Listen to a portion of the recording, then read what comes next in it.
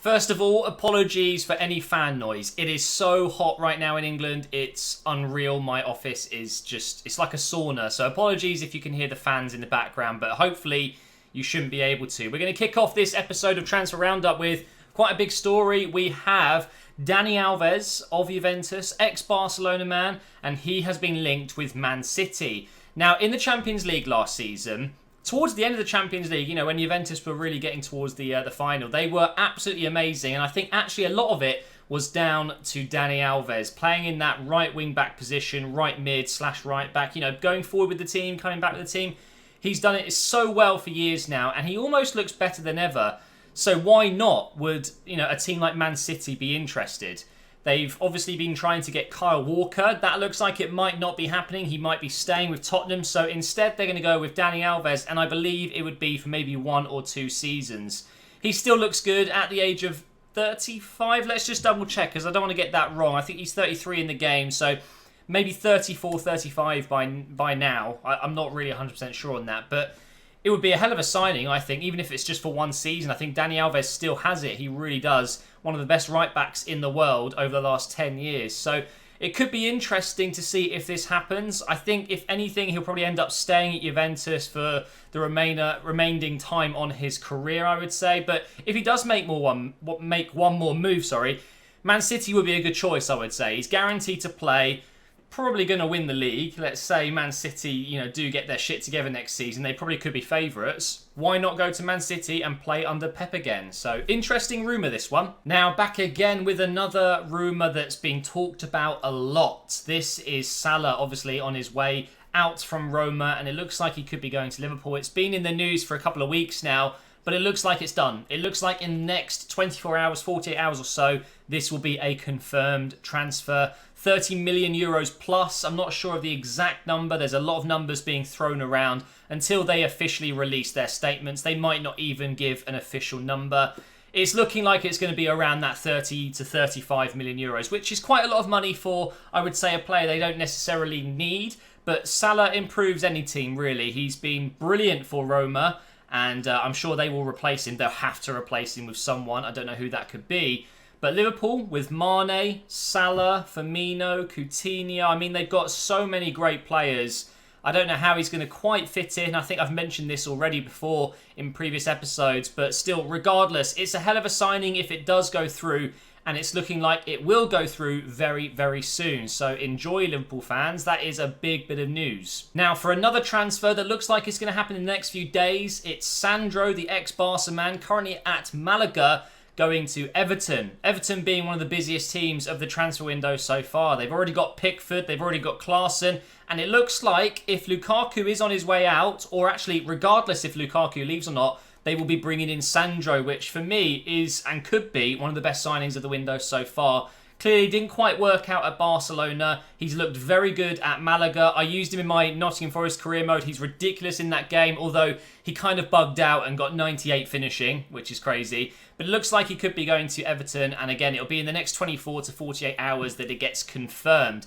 Big, big moves for Everton, and they've done the classic, you know, core of the team. Goalkeeper, midfielder, striker. It looks like it's going to happen, and then they need to do maybe a centre-back, and they've strengthened the core of their team. Obviously, it's looking like they are going to be losing Barkley, Lukaku, Gareth Barry, I believe, is only doing 1 more season, so he could go soon. It's about replacing with good players, good talent, and it looks like they've done very well so far. So this, definitely an exciting move. I cannot wait to see him in the Premier League next season. I don't know what to think about this one. Giroux this morning has been linked with West Ham, and actually it looks like it's got some credibility.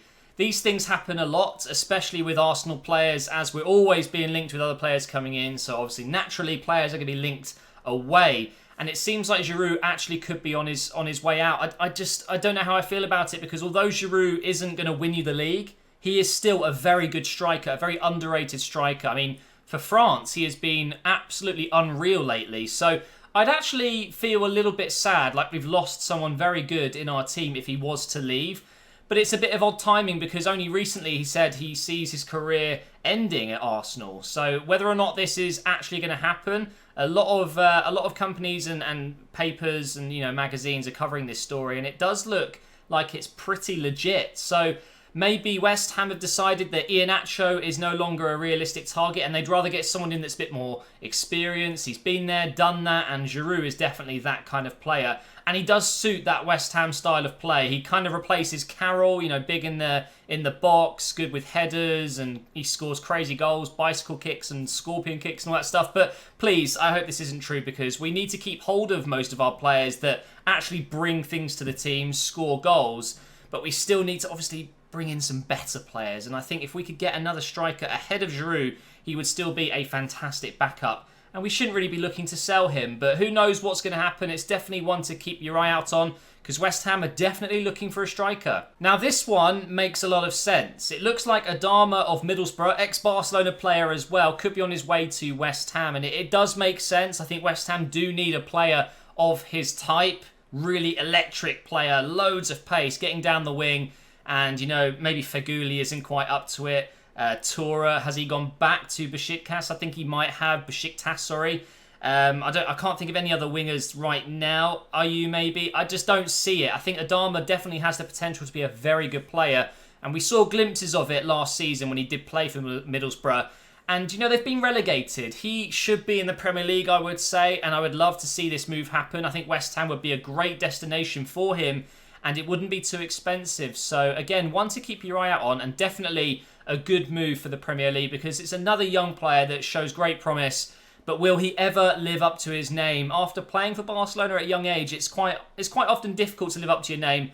And I think that he could be one of those players that falls under that category that just didn't quite make it. But let's see what happens. Hopefully he stays in the Premier League. He could easily go back to Spain and play for most clubs there. But we want to keep our talented young players, don't we? Now, let's talk about Jakobovic. He is looking like he could be on his way out from Hull. They've been relegated. Again, it makes sense. He was one of their better players last season. Very good goalkeeper. Underrated in FIFA for sure. Only 70 rated.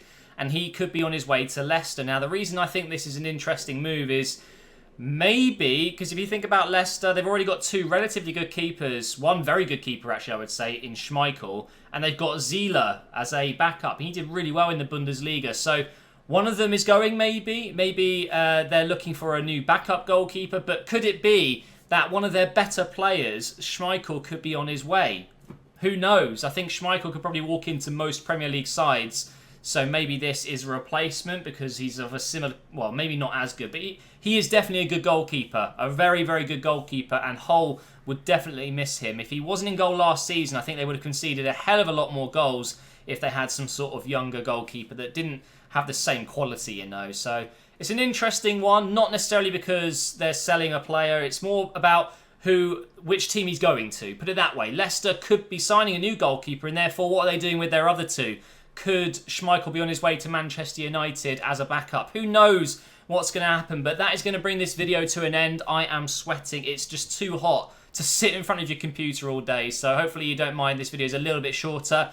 And if you're enjoying these videos, I hope you are. Please do leave a like rating. But I do have some good news. The new career mode is coming out tomorrow. I'm starting it on Monday. If anything changes, I apologise. I'm still trying to work out the graphics and the ideas behind the series. But it's going to be interesting. We are going to Italy, so you guys will find out. I'm pretty sure a lot of you already know if you follow me on Twitter. Link below. You probably already know what the team's going to be, but it's going to be different for me. It's going to be an interesting series, and I've decided that after this series, we're probably going to go with Monaco, something like that in the French league. So thank you for watching, guys. Hopefully you're looking forward to the new career mode. It's been 2 weeks now, and I'm ready to go. Thanks for watching, and I'll see you next time.